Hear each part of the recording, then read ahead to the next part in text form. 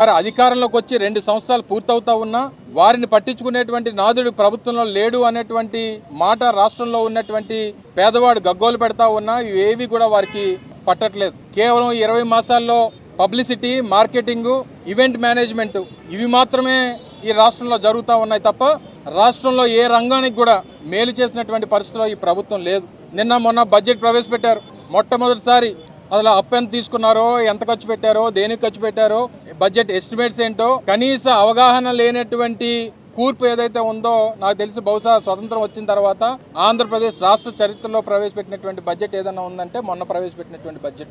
సహజంగా అప్పులు చేసినటువంటి ఏ ప్రభుత్వం అన్నా చేసినటువంటి అప్పుకి ఖర్చు ఆ రాష్ట్రంలో ఉన్నటువంటి పేదవాడి సంక్షేమం కోసం, రాష్ట్ర అభివృద్ధి కోసం, రాష్ట్రంలో అసెట్ బిల్డింగ్ కోసం సహజంగా ప్రభుత్వాలు అప్పులు చేస్తూ ఉంటాయి. కానీ గడిచినటువంటి 20 మాసాల్లో ఈ రాష్ట్ర ప్రభుత్వం చేసినటువంటి 2.5 లక్షల కోట్ల రూపాయల అప్పు మాత్రమే కనబడుతుంది తప్ప ఖర్చు కనబడట్లేదు. పోనీ చేసినటువంటి అప్పు ఏమైపోయిందనంటే చంద్రబాబు నాయుడు గారికి, ఆయన కొడుక్కి తప్ప ఎవరికి తెలియదు. అంటే 3 లక్షల కోట్ల రూపాయలు అప్పు చేస్తే 2,75,000 కోట్ల రూపాయలు పేదవాడికి పంచాం. కానీ 20 మాసాల్లో 2.5 లక్షల కోట్ల రూపాయలు అప్పు చేసి 1 రూపాయి కూడా పేదవాడికి పంచకుండా మరి ఆ డబ్బుని ఏం చేశాడో ఈ ముఖ్యమంత్రి గారు రాష్ట్ర ప్రజలకు సమాధానం చెప్పాలి. వారు చెప్తున్నటువంటి సూపర్ 6 హామీలో ఏ హామీని కూడా పూర్తిగా అమలు చేయకుండా, కనీసం బడ్జెట్ లో కేటాయింపులు పెట్టకుండా ఈ రోజు మా బడ్జెట్ దేనికి ప్రవేశపెట్టారో కూడా తెలియనటువంటి పరిస్థితిలో ఉన్నాం. చివరికి ఆ దేవుడితో కూడా వీళ్ళు పరాచకాలు ఆడేటువంటి పరిస్థితి వచ్చింది.